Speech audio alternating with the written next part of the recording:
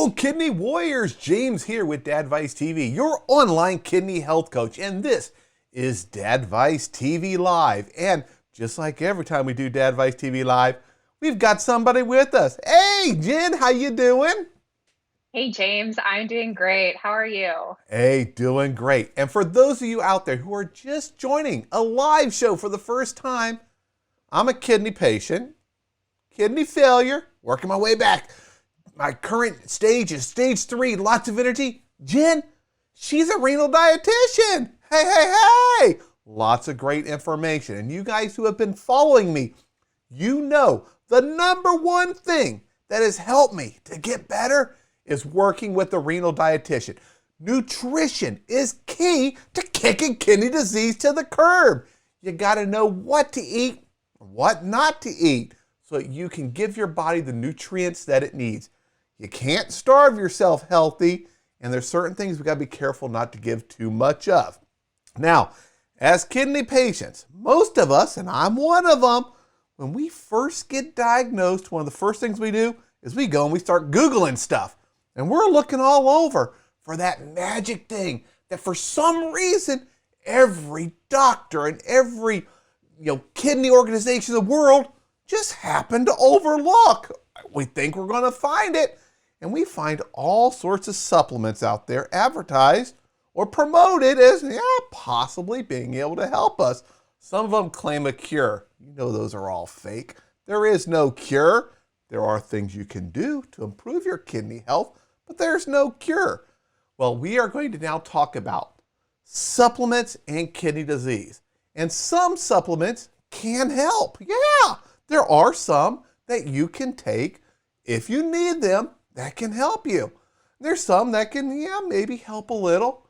There's some, they don't do nothing except empty out your bank account. And then there's some that can cause problems. They could lead to accelerated kidney function loss or other problems. All right, so last week I asked you guys, tell me in the comments different supplements that you wanted to learn about. And I gave that list to Jen, and she's been working all week researching them. First of all, she knows a lot about supplements, and she recently talked about them on her Facebook page.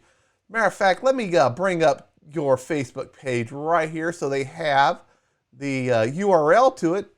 I encourage everybody to go and join Jen's Facebook page. It's free, and we all love getting free stuff, especially when it's helpful and it comes from a renal dietitian.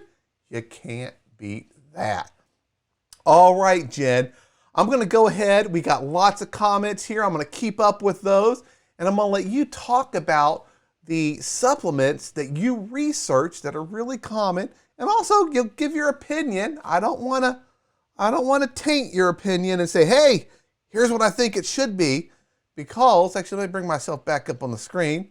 I'm only a kidney patient, everybody. I am not a doctor. I'm not a dietitian.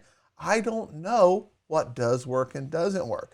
But one thing before we hand it over to Jen, I wanted to tell you guys, when I was first diagnosed, a lot of these things that Jen's going to talk about, I tried them. I saw those articles that said there were 12 people and it helped them and that more research needs to be done. And I thought, oh, I'm going to buy that stuff. And I started popping pills. And I told my doctor about it. You know what he said? Stop that now. If you want to get better, stop taking that stuff. We got to work together. We got to figure out what you need.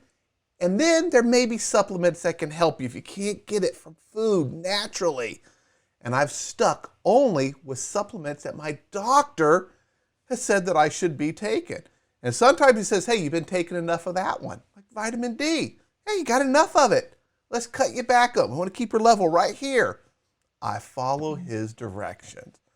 All right, now I'm going to go ahead. I'm going to turn it over to you so you can share all sorts of information based on the supplements that you've been looking up. Well, thank you so much, James. I love talking about this subject because I like to debunk the myths and ultimately help people keep money in their pocket or use it for things that are really going to better benefit your kidney health. And very often do I see people spending literally hundreds of dollars a month on supplements that are not proven, not good, even like James said, could be bad for your kidneys and could be harming your kidney health. So I did take the list that James shared with me that you all contributed and wanted to learn more about. So I'm going to be going through my notes. I have my guides, and I always tell my clients and I tell people that I'm a dietitian. I know a lot of stuff. I don't know everything. So textbooks and guides and resources, studies and articles are something that I always keep around the office. So that being said, just if you are very new into our lives, I'll do a really quick introduction. My name is Jen, and I am a renal dietitian. So I'm a registered dietitian, also board certified in renal nutrition. I've gone through 2 national exams, thousands upon thousands of hours working with people just like you with chronic kidney disease, and then was able to pass these tests and prove that I know what I'm talking about when it comes to a lot of the nitty-gritty details when it comes to kidney nutrition. So before I get into any other tangents, I am going to dive into the list here that we're going to talk about. So the very first one that I have here is resveratrol. And someone asked if that would be good for kidneys.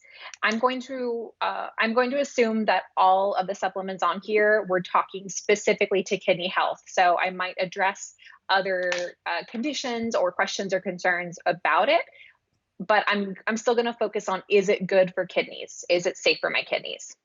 So resveratrol has antioxidant properties in it. People often associate resveratrol with Uh-oh. We got us a little pause there. Oh, well, hold on, everybody. We're going to get Jen back. Looks like her connection dropped. It's trying to reconnect back to her. Hold on. You never know what's going to happen. Remember, she is all the way on the other side of the world in Hawaii, almost the opposite of where I am here in Ohio. Oh, let's see. Let me hang up and recall her. Hold on one second. Ba-ba-ba-ba. The magic of the internet. And live. Hold on, we're trying. Boop-a-doop-boop-boop-boo. Oh, so she's disconnected. All right, well, hold on. Da-da-da-da.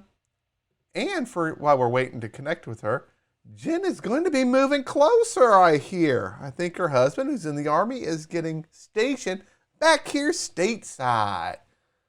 Now, I grew up as a military brat, so I am used to traveling a lot and doing all that. Oh, hey there. Calling from France, I see. All right, we're having a little bit of a problem. Oh, there she comes. Here we go. All right. All right, we got you back. Can you hear me? I can hear you. Let me. Perfect. The beauty of live video, right? Yep. Hey, that's how people know it's live and it's real. That is true. Let me see if my audio. I might need to change. I like doing my headphones so the microphone, you guys get less background noise, and I feel like my earbuds are going to give me problems, although you guys can probably hear me okay. But to be safe, I want to switch. It's always here. good. Now, right, see, I have my wired mic. You guys can see this great big old giant thing right here. I love that. It's nice and close. Hey, Victor from Alabama. I used to live in Alexandria, Louisiana, right there in the middle, and then in Fort Walton Beach, Florida, right on the other side. Used to cut through Alabama all the time, going back and forth and having fun. All righty. Headphones working great? As far as I can tell. Hey, sounds good on this end. All right, I'm going to keep an eye on the audio levels over here to make sure we are all good. And let's go ahead and I'll let you pick it up right where you were. Okay. Fingers crossed that that doesn't happen again. I kept talking as the screen went dark, and I was like, I don't know if anyone's hearing this now, but let's just keep going. It was trying to reconnect, but it couldn't get a hold of you. Okay, so resveratrol. It's a component that's found in red wine. The reason it's in wine is because it's in grapes. It's actually in the skin of grapes, and it has antioxidant components to it. So it can be something good for us. When it comes to the supplement side of it, there's actually no known dose that is beneficial or safe or effective. There's also no known dose that is harmful or too high. So with the supplement side of it, I'm not really crazy about. Again, there's not research to tell us what those guidelines would look like. And that's even for the general population. I'm looking really into even kidney health. As I said, we're going to focus on kidney health for you. And there's nothing that's showing that it's really, really helpful for that. What I do know is that the foods that have resveratrol in them could be a great part of a kidney-friendly diet. So we're talking like the grapes, cranberries, grape juice as well, even peanuts and cocoa, which I know a lot of people freak out about chocolate with the kidney diet, but it's not, just like we've said before, there's not one diet for everybody. So if that could work for you, that you could get more antioxidants in that way, I mean, how great is that to have a bigger, more broad diet of eating different things and knowing that you're doing something good for your body? And I actually have found it's organic, chocolate bar. It is I think 70% dark chocolate, which took me a little while to get used to, but very, very low on sugar. It's all natural ingredients. And I buy the bar and I snap it up when I have a craving for chocolate and just have a couple little tiny squares, fits my diet, no problem whatsoever. So it's good to hear that that's in chocolate. Yeah, and you're doing a great thing, James. The higher percentage of the cocoa, the more antioxidants are in there. The lower sugar is going to be in there. Mm-hmm. So we really do recommend at least 70% to get those benefits. Regular like milk chocolate is going to have a much lower percentage. And yeah, you're right. There is a little bit of a taste difference. And when you try that 70+%, you're going to go back and try that milk chocolate sometime, and you're going to be like, is this even chocolate? What is in here? And, it's like, wait a minute, if I eat the real thing, what was I eating before? Yeah, exactly. Now, I've tried 100% cocoa, and I did not realize that is not meant to be eaten directly. It is, that is potent. That is potent. Yeah. But great antioxidants, you can add just a little bit and it goes a long way. So I think that can be a good addition as well when you find the right kind of recipes, like doing oatmeal or something, adding a little bit of that powder to give the chocolate taste. Yeah. Good idea. I never thought about that. Yeah. So there's definitely ways you can add it to your diet, and you're going to get those antioxidants, but you're probably going to save money by not buying that extra bottle of supplements. Something that I find that is really, really common, especially with different stages of CKD, is you might start getting more medications prescribed by your doctor. So it's going to be challenging to already keep organized with those, let alone a whole other stack of different supplements and medications. And the other thing too, and this goes across the board for a lot of the supplements, is you don't always know how those supplements are going to interact with your medications, and who wants to take a medication for nothing. So I think that is a really, really important thing to think about, is how is this supplement going to impact the medication that the doctor is prescribing me to help with whatever it is that they're prescribing that medication for.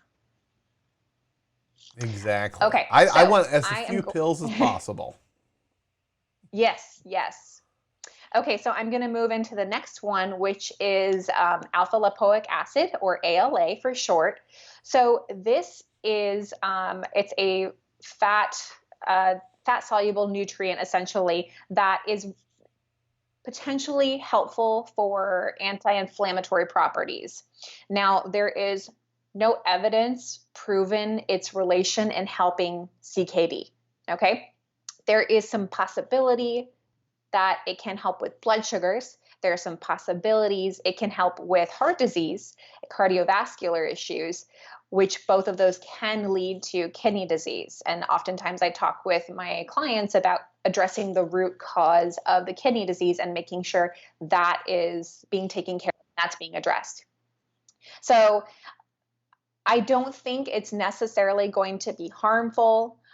Check with your doctor, as I'll say like probably 100 times today. Check with your doctor on the supplement if you do think it could help you. And I'll make sure that, James, I do have an article that has really good information written by a dietitian that I'll share with you so that you can include in the notes below after we finish up as well. Fantastic. And to let everyone know, that happens to be one of the pills my doctor told me, yeah, take one. It's a very low dose just to help, I think it's with inflammation and my protein leakage is what it was to help with, I believe. I can't remember for sure which one does what. But that one's on my list. Inflammation. Exactly. So you have your own list of things that are okay for you that your doctor has given you the green light for. And that's what's most important, to make sure you're getting something that you know and that's been approved by your healthcare team, so that you're not, going 2 steps forward, 1 step back in your health journey, or 2 steps back or 3 steps back. Yeah. Okay. So the next one I have is Salvia. Now, to be honest, I have heard a lot about Salvia. I have never recommended it. I've only heard about it like a person I know, somebody else's friend, something like that, very indirectly. So when I started researching this, I came across a lot of studies that had to do with very specific situations, and a lot of studies done on rats. I did not find a lot of studies done on humans. So the animal studies are something that's kind of preemptive, saying maybe this could be looked into for human studies to see first, how does it do for animals?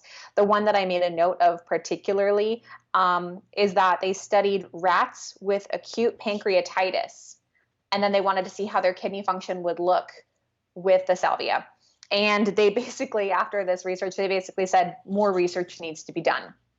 So as a Chinese herb, I'm really hesitant about this. I definitely wouldn't recommend it. I don't think a doctor would necessarily recommend it. I think it's something that you really need to be cautious of, and you need to weigh the pros and the cons, because there's no pros, but there's definitely potential cons. And when I say no pros, I mean, again, the evidence isn't there. There's nothing to show us that this is going to be good or helpful for us.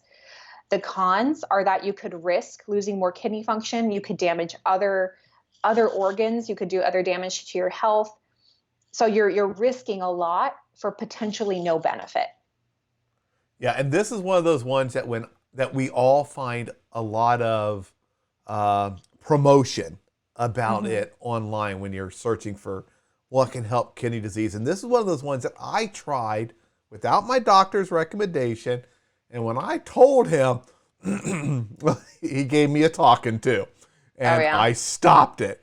And there's another challenge with that one, is that there's different kinds. It's the root or the stem or something. And one of them causes hallucinations. And the one that I had was the one that caused hallucinations. And he was like, that alone should tell you shouldn't be taking it.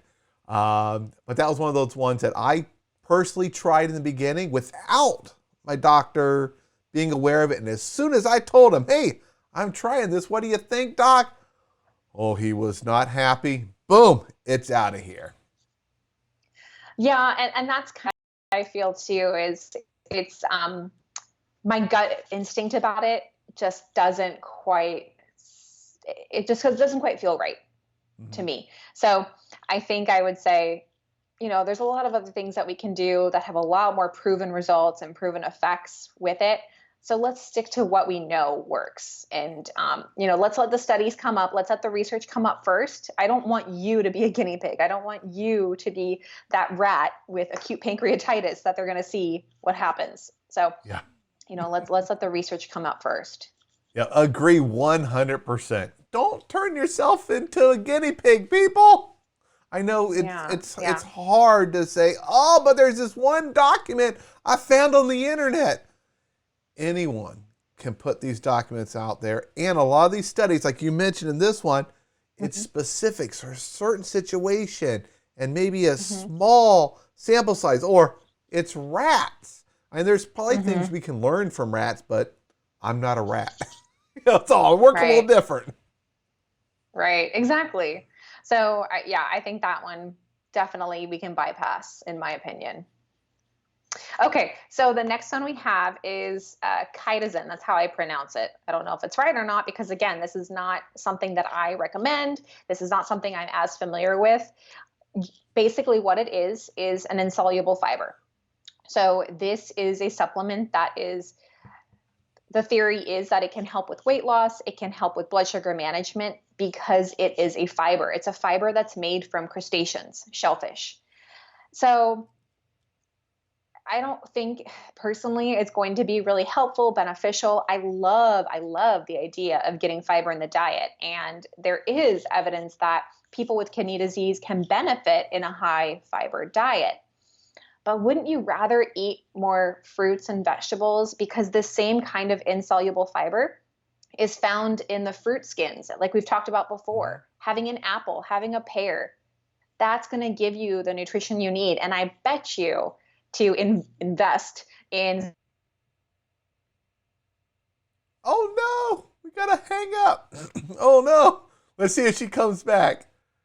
Oh, it's trying to reconnect to her. But as she was saying, this is one of those ones that in the beginning I also tried, and when my doctor found out that I was taking it, he said, it's a form of fiber. It's not as effective as doing these other things. Eat an apple. It's far more effective for you. Hold on, waiting, trying to get Jen back here. Let's see if I can call her back. Boop, boop, boop, boop. Let me switch this over to me. There we go. Oh, here she comes. All right, can you hear me? Yeah, I hear you. Perfect. And there we go. I was just going on letting everyone know this is one of the ones that without my doctor's recommendation, I tried in the beginning. And his response was, look, if you need fiber, eat an apple. Eat the skin. Eat the apple. You're going to enjoy it a lot better than taking a pill that's pretty much crushed up seashell or something like that. And fiber has been a very important part of my treatment strategy, and I've slowly worked up to a probably extremely high level of fiber. Still losing weight. There's a lot of reasons that we're doing it, and I actually can't wait to get back down to that 25, 28 grams a day or so. But anyway, this was another one of those ones that I took without my doctor's recommendation based on stuff I found on the internet. And his response matched with yours. There are better ways to get fiber that cost a lot less, are far more enjoyable, and a lot easier. It's easy to snack on an apple instead of remembering to take, and I remember those tablets, horse pills. That's how I describe it. They were gigantic. You'd take 2 of them. Oh, no. Rather, give me a nice gala apple and enjoy it. Exactly. I mean, everybody has their own choices to make. And if you are someone that finds taking pills is better than eating a varied diet and getting more fruits and vegetables in, good luck. You're probably not going to want to talk to a dietitian about this stuff, because we're going to be promoting more food and fruits and vegetables and things like that instead of the pills, because we find that most people do want to do more food and less medications and supplements. And you don't know, one of the things we didn't talk about, we don't know exactly what is in these pills because they're not regulated by the FDA. We're taking the word that that's what's in there, unless it's been verified by a third party. There could be sawdust. I've seen the reports. There's all sorts of fillers, some of them even dangerous in there. And I know what's in an apple. When I go and I buy me a nice bag of apples, I know what's in there. Yeah, that's a great point, that companies, supplement companies, are not required to validate what is in their supplement. So you could be paying for something that they're telling you what it is, but are you going to go do the testing? Are you going to go verify that that's truly the case? So I think that is something else to keep in mind. And when it comes to this fiber in the diet, I will again use a link that will include more information about the insoluble and soluble fibers and how you can get more of those in your diet, because that I think is really, really helpful. Okay, the next one that I have, which is probably one of my favorites, I would say one of my favorites. Ooh, I don't know what you're going to say. I don't know which one this is. Let me think. Omega-3. No, actually, that one wasn't even on the list. Oh, was it? Oh, wow. No, but I am a big fan of omega-3s. Yes. And we talked about ProRenal+D and omega-3, and I recommend that to a lot of my clients who need that extra support. So that is definitely one of the top ones up there for sure. Yep, there we go. My favorite renal multivitamin, ProRenal+D. Oh, I've been rearranging my office, so there's a wall here, a temporary one, so you guys can't see the mess, but I have bottles of it back there, which normally I could grab and show people. Yeah, there you go. You got yours. Awesome. I always have this one. Yeah. So this is what I recommend to a lot of my clients, and I think it's a great vitamin for those who do need a vitamin support. But my favorite ones here are what somebody wrote as amino acids, but technically they're called keto analogs. Oh, yes. So keto, right? You know where I'm going with this. Okay. Oh, yeah. We especially when you're on a plant-based diet, this is really important. Yeah. So keto analogs or amino acids is essentially that. It is not having the nitrogen in that protein source. Now, some people feel that as soon as they learn that they have kidney disease, and I've had clients ask me about this right away, do I need to be on keto analogs? It's not very black and white, and I definitely do not recommend taking them without working directly with the dietitian. I mean, one-on-one with the dietitian, because it's adding protein to your body, it's adding protein to your kidneys, and it's typically recommended, those types of supplements, it's recommended to be on a lower protein diet. And this requires a lot of planning and calculations on both of our part, the clients, myself, the dietitian. So I do not think it's something just nilly-willy to go buy and try out and see how it goes. It really does require a dietitian-followed diet.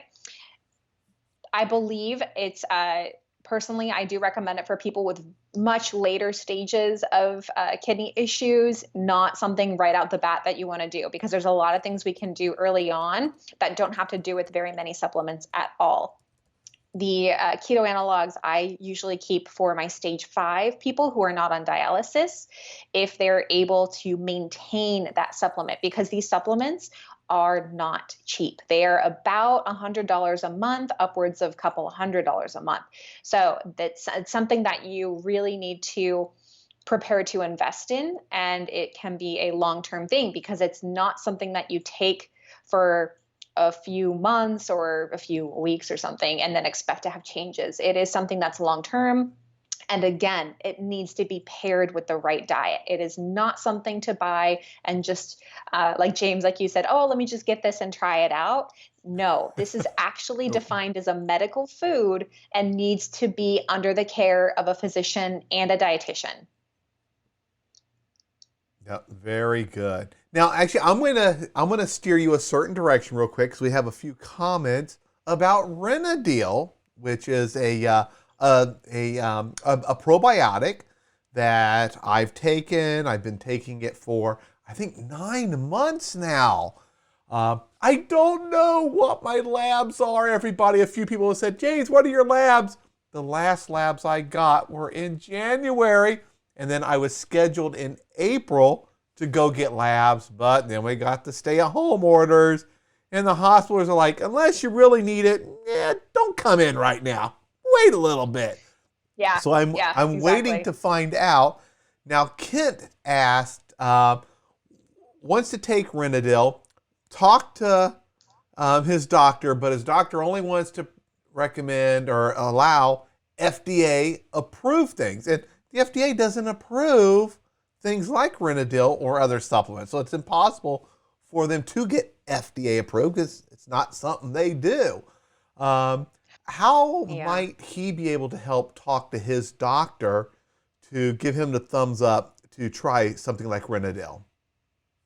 Well, I know you make a really good point that no, it's not FDA regulated as are no supplements because it's way too big of a thing, and there needs to be a lot of legislation that comes down the work and a whole nother. I mean, just the work and the thought behind having this whole other department, this whole other team come in to do all this regulation. It's a big movement if it was to happen. What I recommend, I mean, that is really tough. I would say, I mean, Renadyl, Kibo, they have a lot of great information on their website, and you can definitely encourage the doctor to be open-minded. You might also want to switch the conversation with your doctor and say, hey, I am thinking about taking a probiotic, because that's what Renadyl is. Sometimes people don't, I mean, even when I talk with physicians, nephrologists about it, I don't know if I've heard many that say, I know what that is. And they, I mean, they agreed with my recommendation. They were supportive of what I was saying. But you might want to say, hey, doc, I think it might be helpful for me to take a probiotic. Would that be okay with you? Because that, again, is the type, that's what Renadyl is. It's a probiotic, prebiotic supplement. And more often than not, I think you're going to get a better proactive or supportive response. Yep. When you I think that is a great idea. Yeah. Yeah. I mean, when you say the name right away, doctors, healthcare practitioners, kind of this alert goes off in our head is who's looking to make money off of you? Who's trying to profit off of your kidney issues? And then we become like parents. We're protective. You're hiring us to protect your kidneys. And we're right away saying, how is that supposed to help you? So it's a probiotic, prebiotic supplement. They do have a ton of information online. The more you study it yourself and the more you learn more about that, that is going to help your conversation with the doctor instead of right away getting shut down. So do your research. Make sure you understand, and this goes across the board for all supplements that you're looking at. Make sure you understand what it is, what it's about, and how it could potentially help you, and if there's any evidence so far. I speak with a lot of nephrologists and doctors about it from my perspective, how my clients have benefited from it. It's not always the case. I mean, some people take it and they're like, I mean, I don't know. I can't tell any difference. I don't know if it's helping or not. They see their labs come out and maybe the GFR is stable. Maybe it went up a little bit, down a little bit. There's so many factors involved. We can't pinpoint it. And that's the challenge of these studies. There's so many different factors, your diet, your lifestyle, your health history, your medications. There's so many factors that we can't really say, oh, it's because of this. It's just way too hard to tell. Yeah, and I've spoken to a lot of different nephrologists whenever I can. If I have the opportunity, if I'm visiting a city and there's someone I can just pop in and talk to, I take it. And I've asked them about some of these supplements that are helpful, and they've heard so many questions. What about this? Some special flower from the eastern side of a mountain in Tibet, and all these other weird things that are out there that I think they've kind of put up a shield for the word when they hear the word supplement, like force filter up. No, let's just stick with what I know. Let's keep it simple. There's too many of them out there. And like you said, some of them are just out there trying to reach into your wallet and take money out of it. They're not really there to help people. So I think a lot of doctors, when they hear the word supplement, the first reaction is no. You don't need that. And some of them are actually dangerous. So by always saying no, they're at least not causing harm. And I think that may be a little bit of the resistance with some of the things like Renadyl. Yeah, absolutely. So restructure your questions that you have with your nephrologist. Any supplement you're looking at, don't necessarily just call it by its name. So in this case, instead of Renadyl, call it a probiotic. Salvia, instead of just calling it Salvia, it's a Chinese herbal supplement, because those are more of the categories that us as clinicians are familiar with. And we do have some more general yes and no's for those categories. When we hear a brand name of something, it's like, well, wait a minute, what does this do? What is this supposed to be doing for you? And again, how much does it cost? Mm-hmm. So, okay. So, James, did you have more questions that you wanted to ask? Nope, I think, actually there was one more question about Renadyl. Someone said, can I take it longer than 3 months? Yes. You need to take it at least 2.5 to 3 months just to build up a large enough colony of this good bacteria that's going to metabolize all the nitrogenous waste and stuff in there, or at least part of it. So you need to take it at least 3 months just to get enough of it to start seeing results. And then you want to keep taking it if it's working for you. And just a quick thing, what is working? Now, you may see what I saw. My BUN went down. My creatinine went down from 2.52 to 2.25, which then increased my GFR. So that's one result. That's positive. You could also stay stable. That is a positive result. If you were declining and it can stabilize you or support everything else you're doing and help to stabilize you, that is a positive. And it may also slow down your decline. Renadyl alone is not going to fix your kidneys. Nothing will. It's just one of those tools in your tool bag to help you reduce the burden on your kidneys so that you can then focus on your nutrition and other things that can possibly help increase your kidney health. Yes, that's exactly it. At least 3 months to start. That's why I provide my private clients with that 3-month Renadyl supply, because we can't have that. Well, I don't know if I can take it or not. It's like, no, if we're working together, this is part of that treatment plan for you, is having you do this probiotic. Some people want to do a different kind or something, which I'm like, well, I mean, I don't know. I don't have that experience necessarily. This is what I know. This is what I've seen that helps. This is what I'm most familiar with. Again, everybody's different, and you need to pay attention to what works for you and focus on what works for you, and be open-minded to other things, but be protective of yourself, your kidneys, your health. Yep, agree. Now we have a question about something else that I know is on your list. Gord is asking, how about Kidney Korrect with a K? Were you able to find out anything about that? Because I've never heard of Kidney Korrect. Let me turn to page 2. So, okay. So Kidney Korrect, it is from a company which I'm actually, I'm pretty, I don't want to say a fan, but I've heard good things of, Designs for Health. And it is promoting how it could potentially improve kidney function. The biggest takeaway, 2 takeaways that I had from Kidney Korrect is, number 1, there is no research, there is no evidence on this supplement. Nothing has been proven or studied to show that this helps. It is actually a mixture of different herbal remedies that have been pulled. Again, even these are questionable.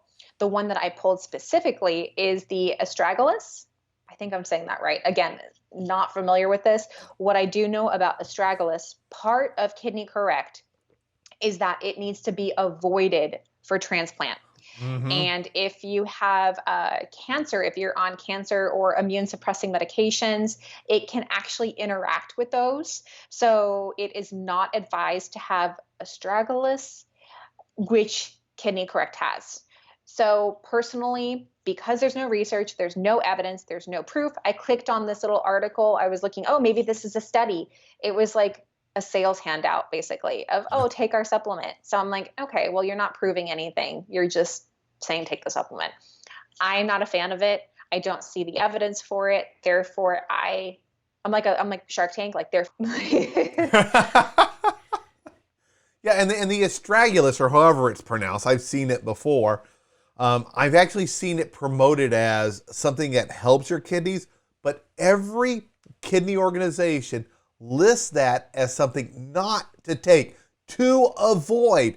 There is a pretty short list of things you must avoid, and it's always on that list.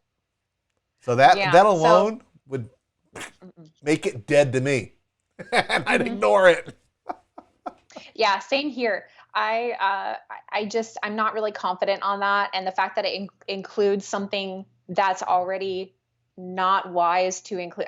Save your money. I mean, that's a huge risk you'd be taking in something like that. If you bought it already, see if you can get your money back, because not a fan, not a fan at all. I think it stinks that they used good marketing in a sense. They found something that, oh, people are looking up kidney stuff. Kidney Korrect. It corrects the kidneys. Like, Mhm. that's marketing 101, is finding what helps people. But the lack of evidence there, no research. I don't want to harp on it too much, but all I'm going to say is please don't. Please don't. Yep, there are plenty of other things we can focus on that we know have a much higher likelihood of helping us. Mm-hmm. Exactly. Okay, so we addressed the astragalus and kidney correct, which were two more things. And I want to say, I believe it was astragalus when I was looking it up. They were trying to do studies on people with CKD, but it specified on hemodialysis, which is like the most bubble you can get when it comes to a study, because if you were on dialysis, if you've been on dialysis, there's constant lab checking, vital checking. There's still the factor of your diet, your medications that they can't necessarily do, or different factors. It's really, really hard to regulate anything when it comes to nutrition. But still, it's a very, very small group of people on dialysis. So they had a machine supporting their kidneys in this study. So I'm not crazy. I do, though, think there's three supplements. The next three ones I have are a little bit more positive, and I do feel like I have better support and probably some things that people will want to hear when it comes to looking for supplements. Awesome. Okay, so the next one that I have is turmeric. So Oh, this one I think is yes. super popular, right? Oh yeah, I take You're it looking with around for yours. with black pepper Yes. and ginger. It's a Yeah. tablet that has those. But I also use it to cook.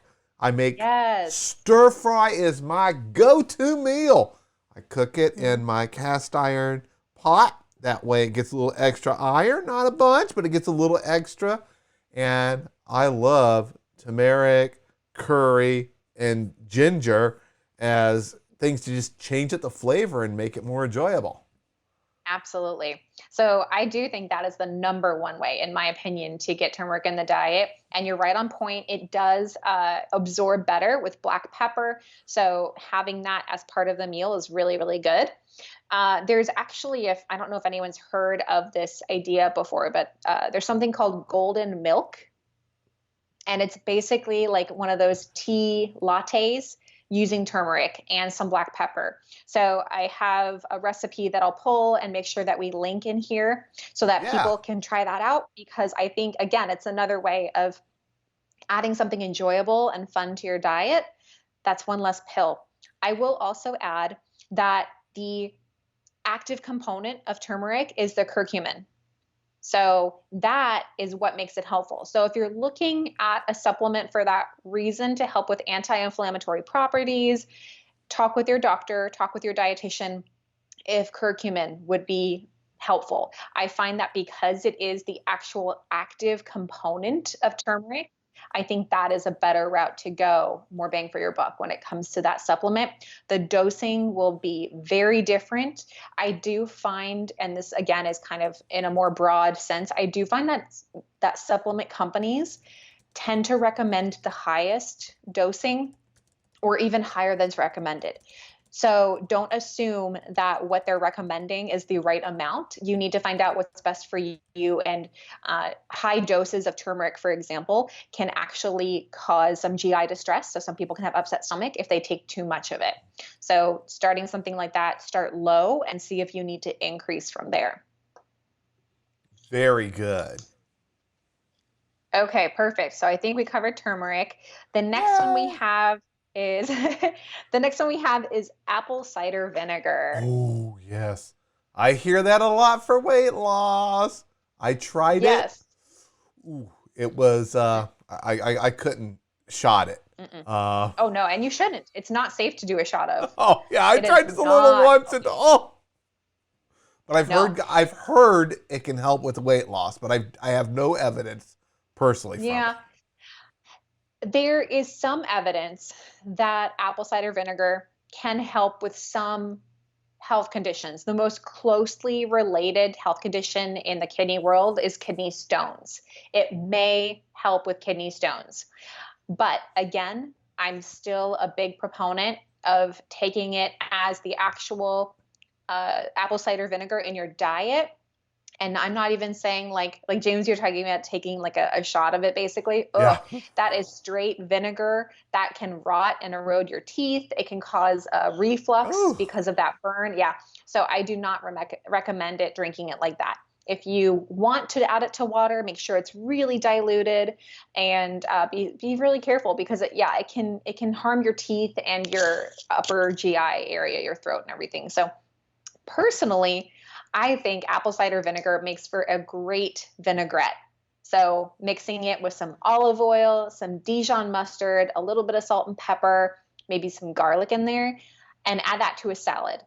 I mean, how much more enjoyable does that sound compared to downing a shot of vinegar? Oh my goodness.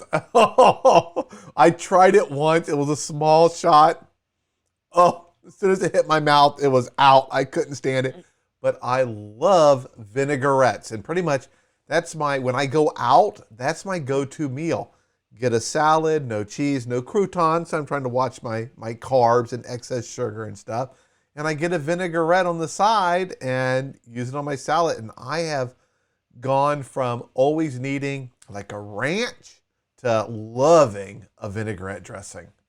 Yeah. And I think especially as we start moving through the summer, getting into the fall, apple cider vinaigrettes are just huge. And, the fruit salads that have some apples and maybe pecans in there on a bed of greens, it sounds so good. And red onions, I mean, oh yeah, my mouth is watering. I need to have lunch. Yeah, it's much earlier for you because you're in Hawaii. Yeah. So we can't talk about the food too long because I'm going to have to close early. I say apple cider vinegar can be incorporated into a diet. No supplement, no pill needed. I do not think that is going to be as helpful.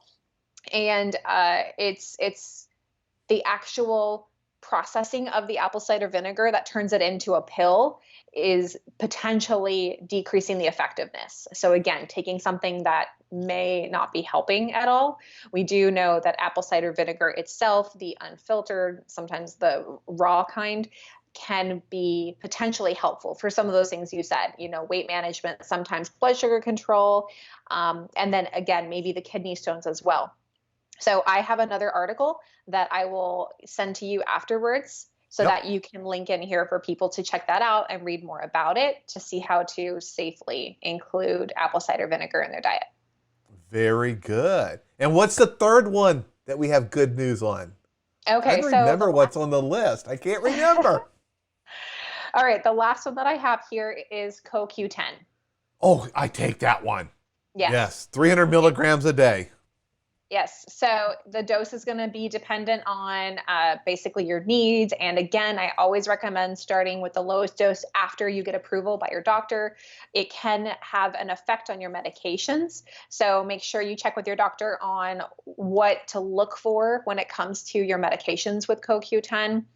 Generally, it is seen as a safer supplement for people with kidney issues. So that is one that you could ask your doctor about, and you might have a better reaction from your doctor about it. So check with your doctor, ask them, okay, what medications do I need to look at or keep an eye at? What do I need to check my, blood pressure? What do I need to look at to make sure that this is going to be safe and okay for me? All right. So again, get that dose validated by your doctor or your dietitian. Yeah. And I'm not sure why I take the CoQ10. I want to say it's because of my heart. Does it help your Yes. heart? Okay. Yeah, usually it's associated with combating some deficiencies related to medications that people are often prescribed when it comes to cardiac issues. Got it. Yeah, that's what drove me to the ER in the ICU was my heart just the blood pressure was through the roof and my heart was done with it. And that Mm. got me into the ICU where they discovered my kidneys had failed. And one of the things I've been taking the whole time since that was the CoQ10. And I wasn't 100% sure if I remembered it right, if it was for my heart, but I had a good idea that's what it was. Yeah, that one is usually going to be okay. Doctors don't typically have an issue with that one, and I've not seen an issue with it either. Very good. Now, are there any more on our list, or is that our list that we had? Did we miss any? Well, okay, actually, there is another one. Yep. There's one that I didn't get to, the carb blockers, Oh, and I mentioned that yes. to you briefly. Yeah. So that one, again, it kind of reminds me of Kidney Connect or Kidney Korrect, that I know what they're trying to do with that supplement, but I can't say for sure that it does what it promises. And anything that has a kitschy phrase like that, I do want to do a little bit more research into. I mean, like even Renadyl before, they're going off the Rena part. So I want to make sure that that they're really doing what they say and that they have the evidence behind it. So I need to look more into carb blockers because I don't know, just like probably your doctors, your nephrologist, safest, I'm going to say no until we find out for sure if it's okay or not. So Yep. I will just say really quick, carb blockers, right off the bat, not crazy about it. Don't know if there's any evidence to it, proven scientific, repeatable studies, and that's what we need to find out. The last one, which is a big conversation in my opinion. Oh, I think I baking know which one soda. it is. Yes. Yes. Sodium bicarbonate. Oh, my goodness. You Yes. would think that it cures kidney disease based on all the other videos all over YouTube. And I don't know how it became such a cure or a fix, which it is not, for kidney disease. But I am asked about it every single day, many times. And some people are scooping it into water and drinking it. I've even ran into people who have said, oh, I just sit down and watch Netflix and start eating it out of the box. Oh. So I think I've already tainted I think you know what my decision or my opinion is of baking soda or sodium bicarbonate. Let me let you give your opinion on it. Yeah. Well, so the thing with baking soda / sodium bicarbonate, people with later stages of kidney disease, stage 4, stage 5, may be prescribed sodium bicarbonate by their nephrologist. And this is because over time, with later stages of kidney disease, people may develop an imbalance in their acid and base. So their blood becomes a little more acidic because their kidneys aren't able to get rid of that excess acid. So to correct that, doctors will say, take some sodium bicarbonate, either prescribed that you get from the pharmacy, or sometimes they'll say, take baking soda. And take baking soda a teaspoon a day, 3 teaspoons a day. I don't know. It's very, very different for people. My biggest concern with both of them is that it is high in sodium. So each tab of sodium bicarbonate is about 100, I believe when I checked, 178 milligrams of sodium, which is about equivalent to a That snack is pack of correct. chips. It's 650 milligrams is the sodium bicarbonate pill or tablet, and it's 178 milligrams of pure sodium. Not salt, which is only partially sodium. That's pure sodium. Sodium, yes. So basically what that means is if you're taking a lot of these, you're taking it because it's prescribed. I am not, by no means am I saying stop taking it if your doctor's prescribed it. You need to talk to your doctor if this is something that you're worried about. What I am saying is ask your doctor if there is another alternative of what you can do that doesn't require taking sodium bicarbonate. Now, baking soda is even worse in sodium. So baking soda, and I need to pull it up on oh no, I turned off my phone. Well, I just posted this the other day on my Instagram. If you guys follow me much, I am mostly on Instagram or in my Facebook group, but baking soda has over 1,200 milligrams of sodium per teaspoon. 1,200. I never even looked that up. Holy cow. That is almost a full day's worth. Yeah. Holy so if people cow. are prescribed a few teaspoons, if they're taking a few teaspoons of baking soda a day mixing into water, you may be correcting the acid base, but you could be doing some scary stuff to your blood pressure. So my recommendation is, if your doctor is not prescribing this to you, please stop. Talk with your doctor first. See if this is something that you need to do. If it is the case, they should be aware that you're doing this, because this can result in some really different lab results that your doctor needs to know where this is coming from. If you are prescribed taking baking soda, keep it in mind that your sodium level will be a lot higher, and it's that much more important that you follow a lower sodium diet. So watching for salt in everything you eat, because you're getting a lot of salt from that baking soda. A lot of times I work with my clients in trying to increase their bicarbonate in their diet by eating more fruits and vegetables, which can help with that acidity level. So making dietary changes makes it possible to potentially come off of those bicarbonate supplements. But very the good. question is, yep, go ahead. Go for it. Oh, I was going to say, I always try to find food when possible, because then it's in the natural form, and I enjoy eating. I used to be a really, really big guy. I can't give up eating completely. Don't want to eat like a bird.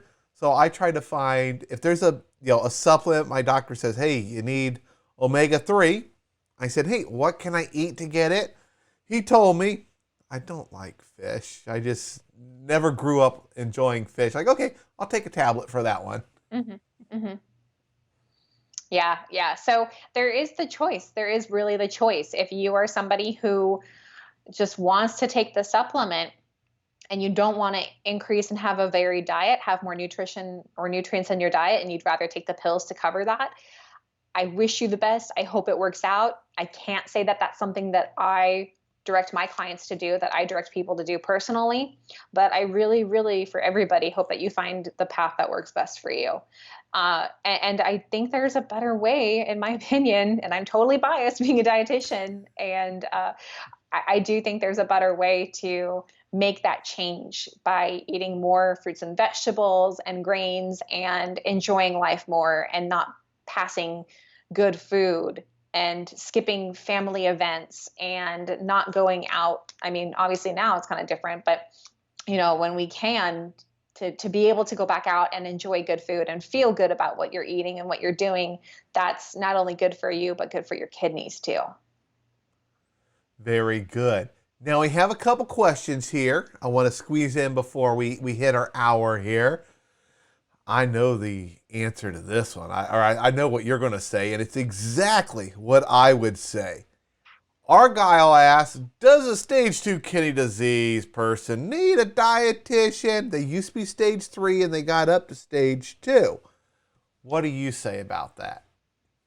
Well, I mean, Argyle, congratulations on getting that bump from stage 3 to stage 2. I think that is phenomenal. And you are clearly making some right moves in your diet and your nutrition and your health. So awesome job. Kudos to you. Keep it up. I don't think everybody with kidney issues requires a dietitian. I think the people that will benefit best from it are the people that are feeling really confused, really lost, overwhelmed with the information online. The information online is all going to be generic, and it's all going to say, it should say, high potassium, low potassium, high phosphorus, low phosphorus, to give you those categories. It should not be telling you, eat this, don't eat that, do take this, don't take that, because everybody is different. If you have confusion about those ideas, about what you're seeing, I think it's really helpful to get you on the fast track and really help dissolve some of the confusion and frustration and anxiety that people get when it comes to the right kidney diet for them, the right renal diet for them. So it's not for everybody, but I do feel that, I mean, personally, in my experience in helping clients, we go from that first kidney master plan call where they're scared and frightened and stressed and constantly thinking about their kidney disease and what they're doing right or wrong, to even after just the first session, I can see their shoulders come down. I can see them, okay, this is what to focus on. This is what we need to look at. So the stress, it dissolves, it dissipates. And as we work together and learn more and more about their kidney journey, their kidney nutrition, they get a much better picture for what's important and what they need to focus on. Yeah, and I would add to that, as from the patient side, at least from my side, and it's a little biased, I will never pass up getting to talk to a dietitian. Not just because, I feel I've learned a lot already and I'm really good at going in and eating the right food, but they always have something that I didn't know. Like, hey, have you tried this? Or, hey, how about this? Here's a recipe. They've always got some kind of information they can share for me, and I am an information sponge. I just want it all. Help me build my collection of recipes, my things that I can tap into to change the few things that I do make really well, that I really like, to add a little bit of different flavor or texture.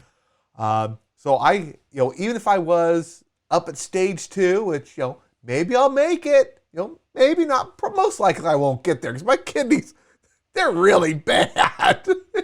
I'm just keeping a good balance. Just keeps me at that bottom part of stage 3, and I have no symptoms. That's the most important thing. Yes. But even if I did make it to stage 2, I personally would still, if there was a new dietitian and I had the opportunity to go see him or her, I'd be right in there and say, hey, doc, here's what I eat. What do you recommend? What can I do? What are some things I've overlooked that I haven't been taking advantage of to add more variety and more flavor and stuff like that? So I personally would never pass up the opportunity to at least see a dietitian and pull out some recipes and some tips from them. And Yeah, last week we had, what was the one we tried? I ordered it. It hasn't arrived yet. It tastes like a Parmesan cheese. Oh, the nutritional yeast. Yes, nutritional yeast. I ordered some. It hasn't come in yet. Oh, man. I still got to get more. I'm all out, which I'm really sad about. Yeah, but that right there was something that, from us talking last week, someone asked about it. Allison asked about it from New Zealand. And I was like, holy cow, I've never tried that.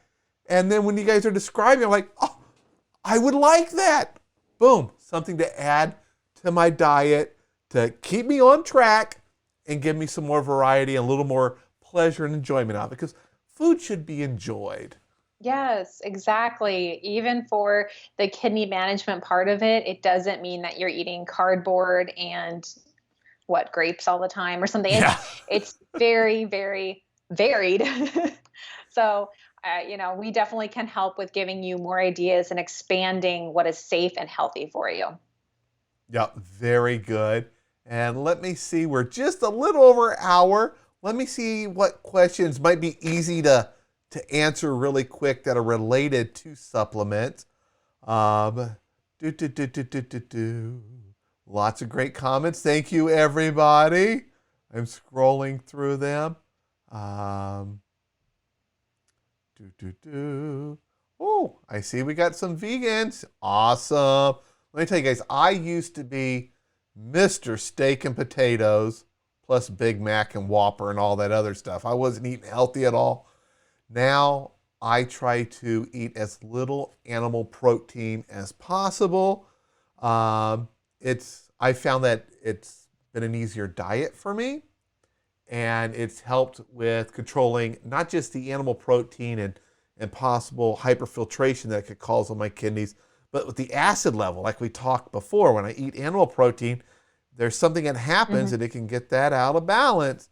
And I've just gotten where I eat vegan and I'm perfectly fine and happy. And here in the Cincinnati, Ohio area, we have some where we had some good vegan restaurants, and I cannot wait for them to reopen again, even for carryout. I'll be so happy for that. Looking through here, I see a few other supplements that people have mentioned. I'll throw one of these out just to see. I know you haven't had time to prepare. I saw this one, I think, twice. I have never heard of this one. Has one of those names that sounds catchy, like, sounds like it works, which sometimes means it's just marketing. It is called Renal Plus by Biotics Research. I have never heard of it. First time I've heard of it in here. I'm going to write it down. I have not heard of it. Renal Plus. Yeah. I don't know. I have no idea. I've never heard of it. Is it a vitamin? I mean, I think there's clue. Renavit. I don't know. Yeah, Renavit is the brand of a B complex that I take. I think Renavit doesn't have any excess things in it. So just here at the end, just to let you guys know, just to reemphasize, I tried a lot of these things in the beginning, and many of you are going to want to do those. And as soon as I told my doctor, he said, "Stop it." And my doctor is he's really, really funny. He kind of gets like that. He gets like, "Don't you dare do that, James. Stop that now. Who told you? Where'd you get it? I'm going to take your credit card away from you. You're not buying anything else on Amazon." He's really funny it that way, which makes, I really enjoy that. I go in and he's very blunt and he adds some humor to it. But I do take ProRenal+D. That's my multivitamin. It's the one with the omega-3 in it, so I get my omega-3 that way. My doctor, my D level, he wants it to be an 80, whatever units they are. So I do take a little bit of vitamin D throughout the week. I take my Renadyl, and that helps my gut, the probiotic and all that, and help remove some of that waste. I take my CoQ10, and then the other one, the whatever acid, lipoic acid, whatever we mentioned in the beginning. The ALA. Yeah. Other than that, it's my blood pressure meds, and that's all that I take. I get my fiber now from eating. I eat a lot of apples. I should buy stock in apple companies. I eat it. My kids love apples. I used to never eat an apple unless it was covered in caramel and stuff. Now I could go through quite a few of them throughout the day, and I find I've tried different apples and realized they all taste different. Found the ones that I like. But when it comes to supplements, I'll occasionally find something that someone will say, "James, have you heard about this?" And I'll do a little research, and I don't go to Amazon and buy it. I then go like, "Yeah, this looks kind of okay." I'll print some stuff out, and I'll take it to my doctor and say, "Yeah, what do you think of this?" And he'll look at it and bluntly give me his answer. And his first question always is, "Why do you want to take that? What's it going to do for you?" Because everything that I take has a reason. If I'm not getting enough of something in my diet, and I can't adjust my diet easily to get enough, we take a little supplement to get that, close that little gap and get me where I need to be. So I've always said, you guys have to have a reason for everything you take. Don't just take it because I take it. Don't take it because you found something on Google. Don't take it because you think you heard from your brother's best friend's father's roommate's sister, whatever, that it might help. Don't do that. You got to resist that urge, because taking something you don't need is just a waste of money, and it could cause harm. And we're fighting to get better. Our kidney health is our #1 goal. Let's get better. Let's get rid of all those symptoms we have. We got anemia. Kick anemia to the curb. Don't burden your kidney with excess supplements that could be causing harm and backtracking you. All right. Any last things you want to say before we close out with everyone? I think I've said my piece. I think you did a great part. I mean, everything you said, totally on point. I I think there's definitely a place for supplements so long that they've been vetted, that they're proven, that they have the results behind them. But really make sure that the pros outweigh the cons and that it's proven pros, and the cons are not going to be something like it'll reject your transplant or it will render your medication ineffective. So make sure that it all makes sense for you. Get it checked by your doctor. That is a really good point you just mentioned. Some supplements can have interactions with your prescription meds, making them ineffective or not, doing something else they're not supposed to do that we don't want them to do. That's another reason to always talk to your doctor. Do not self-prescribe any supplements. Ask your doctor, see what he or she says, and move forward from there. All right. Yes, absolutely. We've been going for a bit over an hour. Wow, about an hour and 10 minutes. Thank you, everyone, for joining us. And I will get all the links for the things that we talked about. I'll add them to the notes below the video. Come back tomorrow. You can find all the links in there. Now, Jen also has, don't forget, her Facebook page. I want every one of you to go out there and join her Facebook page. She does videos, all sorts of information. You were cooking the other day. You were in the kitchen chopping up stuff. I love those kind of videos. Yeah, I love doing that too. And that's what people are saying in the group. They want to see more cooking videos. So I'm probably going to be doing more of those. Because I am an awful cook. When I first got diagnosed, the only way I knew how to cook was to open the microwave door, put it in, hit reheat. That was all I did. I had to go out and buy spatulas and pots and pans and lids and learn about the stove and different temperatures. You just don't put it on high and throw something on there and walk away. It cooks differently. I had to learn a lot. And my best way of learning is not reading a cookbook. It's watching someone, because then I can pause it, I can follow along, and I find that they always add in some extra tips like, hey, try this with garlic. If you like this, it's going to give it more kick, or do this. I love cooking videos. It's my favorite kind of video out on the internet to watch. But I want everybody out there, go and join her Facebook page. What's the name? I can't bring it up on the screen with both of us on here. What was the name of it? It's plant-based something. Plant-powered kidneys. Plant-powered. It's for people who are looking to eat more plants in their diet to keep their kidneys healthy and safe. We talk all about how to get more fruits and vegetables and good whole grains. Oh, Gord, I just saw Gord pop up. That is a very, very distracting comment for me. Hey, everybody. This is the first time that Jen gets to see the comments, and she can actually see the screen that you guys are seeing. In the past, she could see me from a webcam that was over on the side, so she pretty much got a profile of me looking at a camera and looking at my computer screen and had no clue what was popping up.